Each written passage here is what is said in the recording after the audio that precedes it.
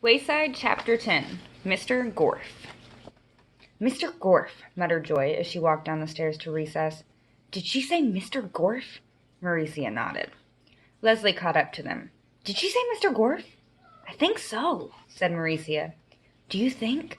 Leslie asked. "I don't know," said Mauricia. "I hope not," said Joy. Before Miss Jules ever came to Wayside School, the children had a teacher named Mrs. Gorf. She wasn't very nice. Even Myron was worried, and Myron had never gotten in trouble in his whole life. "Mr. Gorf might be a good teacher," said Eric Bacon. "Just because he has the same last name as Mrs. Gorf doesn't mean he'll be horrible." "That's right," said Eric Evans. "People with the same name can be different." "I agree," said Eric Fry. "There are probably lots of people named Gorf," Damien said hopefully. "I bet if you looked in the phone book, you'd find 10 whole pages of Gorfs." "Well, I don't know about you, but I'm not coming to school tomorrow," said Joy. "Me neither," Mauricia agreed. But the next morning their parents made them all go to school. Everyone arrived on time. Nobody dared to be late. But there was no teacher. Dee Dee sat down next to Myron. "Is he here?" she whispered. "Shh!" whispered Myron. He folded his hands on his desk and stared straight ahead.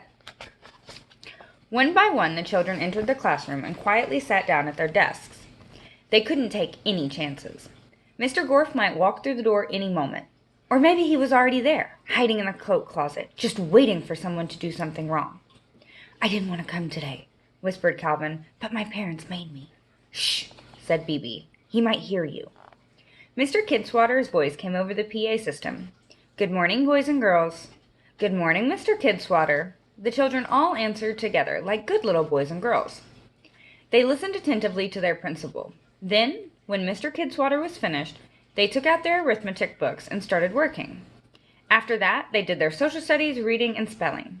When the recess bell rang, the children put their books neatly in their desks, quietly lined up, and walked out of the room and down the stairs. "So how's your substitute teacher?" asked Louie out on the playground. "Tough," said Bebe. "I've never worked so hard in my life." "I did more work before 10 o'clock than most people do in a day," said Calvin. "But he's very fair," Myron quickly added, just in case Mr. Gorf was listening. He might have been hiding in the bushes. "Yes, he's nice and fair and a very good teacher," said Jenny. "Very smart, too," said Dee Dee. "We're lucky to have him." Louis twisted the end of his mustache between his fingers. After recess, the children returned to class and worked until lunchtime. At lunch they ate all the food Miss Mush served them. Their manners were perfect. Mr. Gorf might have been hiding under the table. After lunch, they returned to class and practiced their handwriting. Myron looked around. All of a sudden, he got a terrible urge to do something. Anything. "Ugga bugger," he said.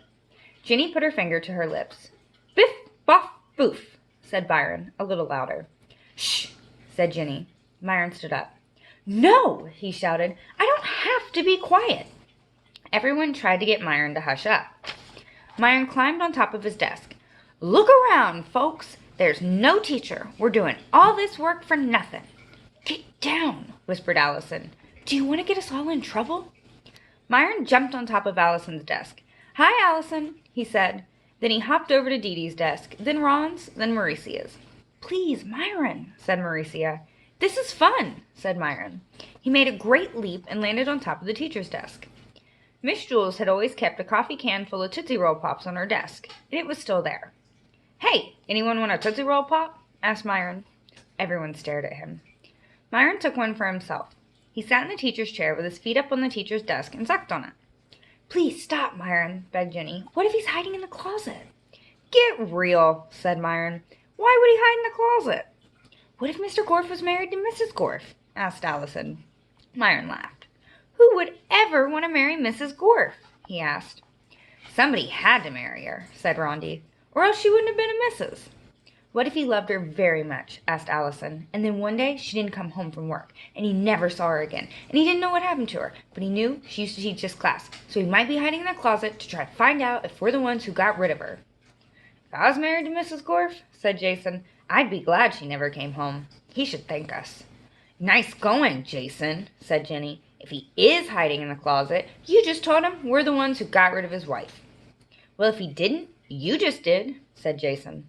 "It doesn't matter," shouted Myron, "because Mr. Gorf is not hiding in the closet." Myron went to the back of the room and opened the closet door. A man stepped out. "Thank you," he said.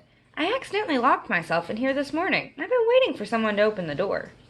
Myron swallowed his Tootsie Roll Pop, stick and all.